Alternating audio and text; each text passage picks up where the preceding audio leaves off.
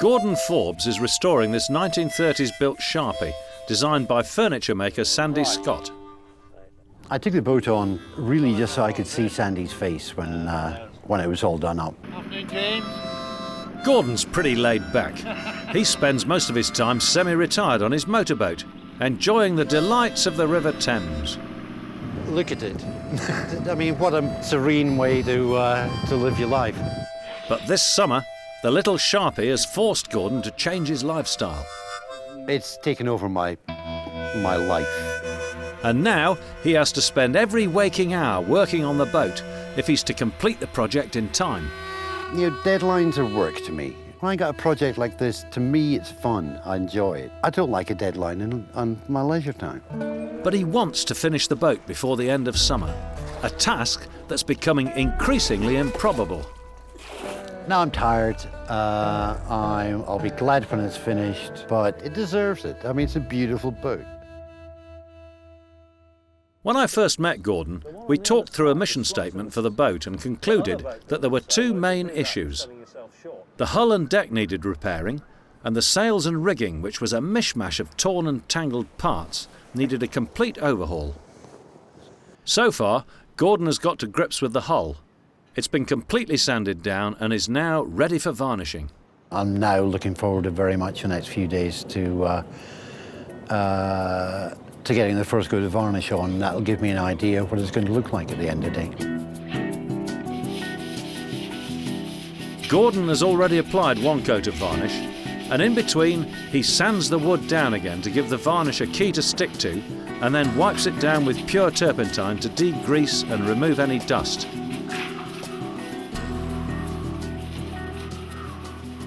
There are so many different ways to varnish wood, different varnishes, different thinners, different timescales between each varnish, and different ways of applying it. This is one of the biggest problems that I've come across, in that one person says one thing and one person says something else, and you think maybe a third way, and it's getting that balance of who's right or who's just got a different way of doing things. This is probably one of the best varnishes you can get. It's called Epiphanes. Me, when I varnish, I always use Terps as a thinner.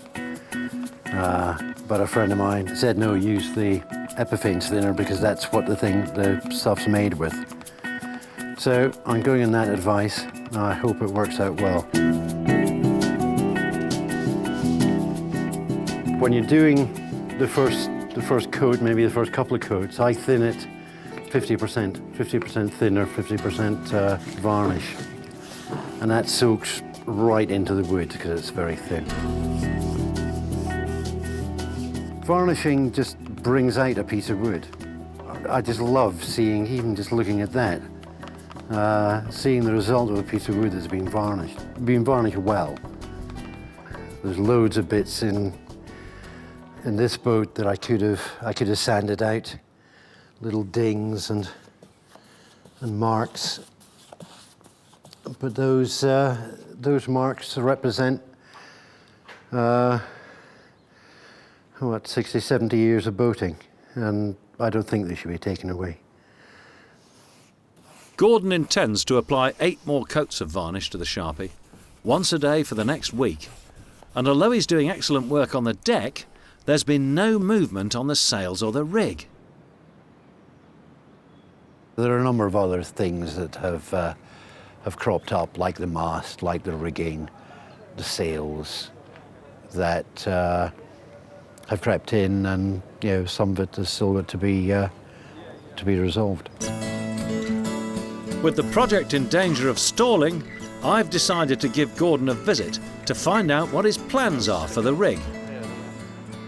Well, I see we got no further with the rigging, Gordon. We've got 3 spars here and a table full of assorted marine junk and a brick. And with this lot, we've got to make the boat go forward somehow, and quite frankly, looking at these, I think we'd probably do better with the brick.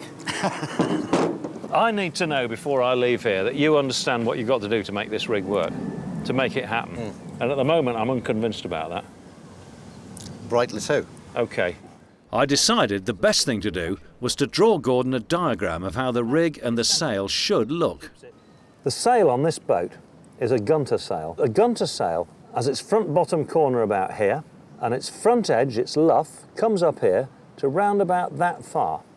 It's then attached to a spar which has a couple of jaws which go around the mast and which goes up here like this. So the sail is loosely laced to the mast and then tightly laced to this spar and is lashed at the top here. Then it comes down here and the bottom of it is attached to another piece of wood which is called the boom. This may look simple, but there are a number of parts and components that Gordon is going to need in order to make this rig work. All you need to probably really buy is a gooseneck, sort something out for a gaff jaw, and the rest of it is just really rope work. Yeah. It's simple, but there's a lot to do, Gordon. So which bits could Gordon use from what he's already got? We've got a mast, and the mast has got a sheave at the top, which we need to take the halyard there. Yeah. So that's a start. And at the bottom end, it's got the wherewithal to mount it securely in the tabernacle. Yeah. So we've got a mast, and we've got a mast that works. There's also the makings of a gaff, because this spar has been plugged. So there is the possibility to put something through here that's going to go around the mast. Yeah. There is just one snag. That isn't great. You'll never glue that back together, but I'll tell you what you can do, and I know because I've done it, is this. You get a good-sized Jubilee clip, you put it round there, and you wind it up until that's completely together, and you put several of them round there and get the spar right back to where it should be. You then get yourself some good quality nylon cord, and you bind that round really tightly and lose the ends like a sailor so there's no knots in sight. When it's really tight, you'll find you can take away the Jubilee clips. It's then hanging on the lashings. If you then epoxy the lashings, just paint them with epoxy, they become a permanent fixture, as strong as the spar itself, and I think you'll find that'll restore the strength. Excellent. So Gordon has a mast, a boom and a gaff. He needs to buy a gooseneck and a gaff jaw. But what about the sails? Have you made any progress in finding a mainsail? Got a mainsail. Right. Have we got it here? No, we don't. Okay.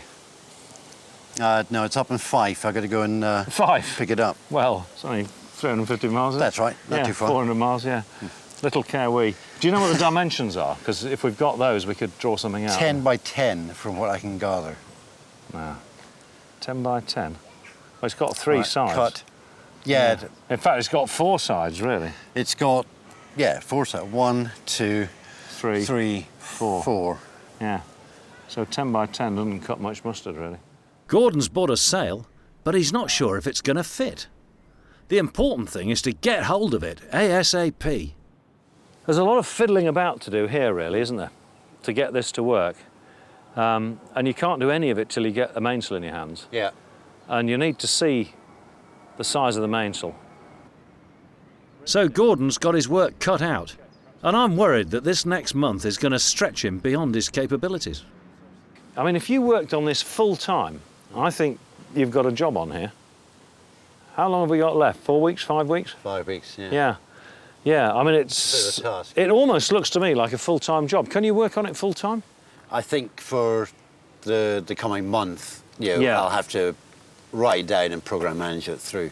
I think you will. I think it's, program management is very important now. But you're going to have to Shanghai some of your mates, I think, aren't you? Yeah. Simon or mates down the bottom of the island would help me if I'd any questions. Good. Simon. Tom? It looks as though Gordon's going to have to rely on some help from his mates Simon and Mike if he's going to get this boat finished. He's put a huge effort in so far, but he's going to have to spend less time on his own boat and more time working on the Sharpie. I think Gordon's a bit like the water rat. He understands that there is absolutely nothing so joyous as simply messing around in boats. He loves the river, he loves being here, and he loves the boats on it. The thing is, he's got to do more than just mess around on boats. I just have the feeling that nothing's really moving. The preparation is obviously taking a lot longer than he expected. And then he has another nice bit of a mess around in boats. He knows how to live, does Gordon. but he's got time on his back a little bit here. We don't see any movement on the rig. I want to know what's going to happen. I seriously am beginning to doubt whether Gordon's going to get us there in time. Over the next month, Gordon's going to have to collect his sail from Scotland and then get to grips with the rigging. He's also got to make sure the boat's watertight, paint the insides, and hope that that sail fits. Oh dear.